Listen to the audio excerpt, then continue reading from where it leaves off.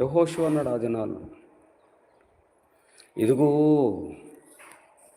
ఐగుప్తు దేశంలో పడినటువంటి కష్టములు, ఐగుప్తులో ఉన్నటువంటి వెట్టి షాకిరిని చూసినటువంటి వారు, ఆయన తన కృప చొప్పున మనలను నడిపించాడు.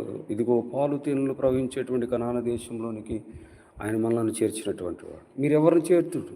నది అద్దరు ఉన్నటువంటి అన్ని దేవతలను మీరు సేవిస్తే సేవించండి. నేనైతే నేనును నా ఇంటి వారు యెహోవాను మాత్రమే సేవిస్తాం. ఎందుకంటే ఆయన జీవము కలిగినటువంటి దేవుడు, కృప కలిగినటువంటి దేవుడు, వాత్సల్యత కరుణ చూపించేటువంటి వాడు. నేనును నా ఇంటి వారు యెహోవానే సేవించేదము. ఆయన తప్ప మేము ఎవరిని సేవించమని కరాఖండిగా యెహోషువ ఆ మాటలను పలికినటువంటి వాడుగా ఉన్నాడు. నిజముగా ఆత్మీయ స్థితిలో నడిపించబడుతున్నటువంటి నా ప్రియ దేవుని బిడ్డలారా, ఎవరిని సేవిస్తున్నాము?